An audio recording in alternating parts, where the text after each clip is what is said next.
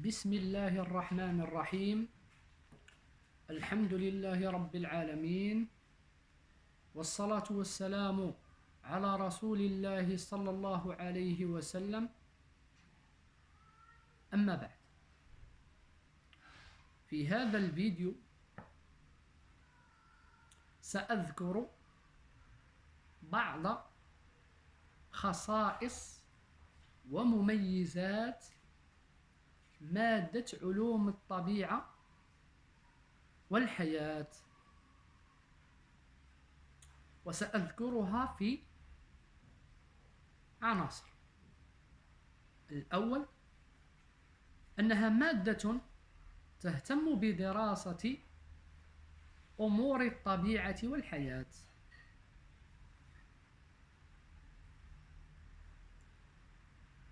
وتضم عددا من العلوم كعلم الحيوان وعلم النبات وعلم الميكروبيولوجيا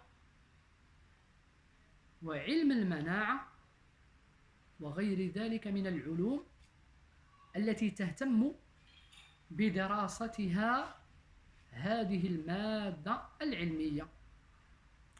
ثاني، أنها مادة تتجدد وتتطور مع مرور الأيام،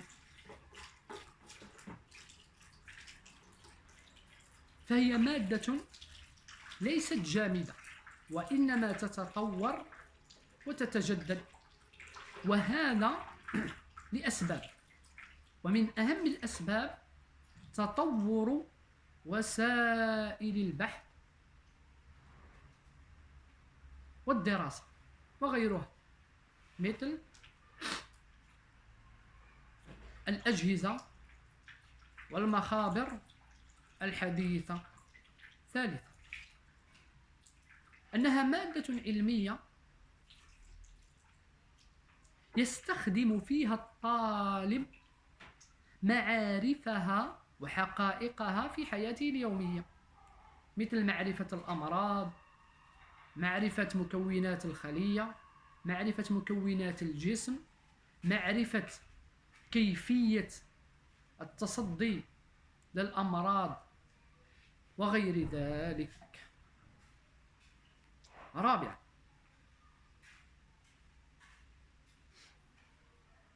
دراسة هذه المادة العلمية له ذوق خاص وحلاوة كبيرة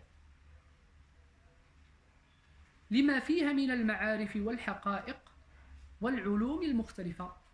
ولهذا نحن لما نكون ندرس تجد عدد كبير من الطلبة يحبون هذه المادة ويقبلون عليها ويتشوقون لمعرفة حقائقها.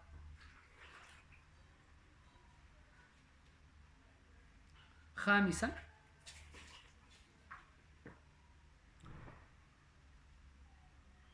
دراسة المادة العلمية يستلزم ويتطلب مهارات متنوعة، أذكر منها دقة النظر والملاحظة والفهم العميق للأفكار والتعبير بطريقة علمية سليمة والتجريب يعني التجربة والربط ما بين المعارف بأسلوب علمي وغير ذلك.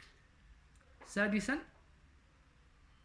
دراسة هذه المادة العلمية دراسة صحيحة يقوي فيك أيها الطالب وينمي مهارات متنوعة كدقة الملاحظة وقوة التفكير والتعبير العلمي وطرح الإشكالية أو المشكل العلمي وصياغة الفرضيات والتجريب وغير ذلك. ولكن أقول دراسة هذه المادة العلمية دراسة صحيحة فإنه ينمي فيك ويقوي ويزيد هذه الكفاءات والمهارات. سابعا، المادة العلمية لها أهداف وغايات توصل إليها، وأهم وأعظم هذه الأهداف معرفة الله عز وجل وبديع صنعه. فالله عز وجل يقول في كتابه الحكيم: إنا خلقنا الإنسان في أحسن تقويم.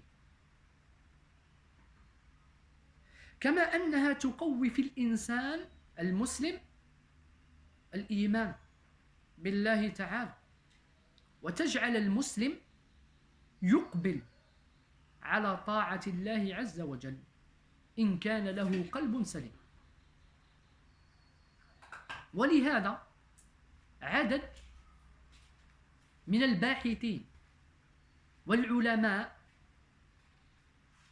في هذه المادة العلمية لما اكتشفوا وتوصلوا إلى أمور وحقائق كانت سببا في إسلامهم. فالحمد لله رب العالمين، وصلى الله وسلم وبارك على نبينا محمد وعلى آله وأصحابه وسلم تسليما كثيرا. والسلام عليكم ورحمة الله وبركاته.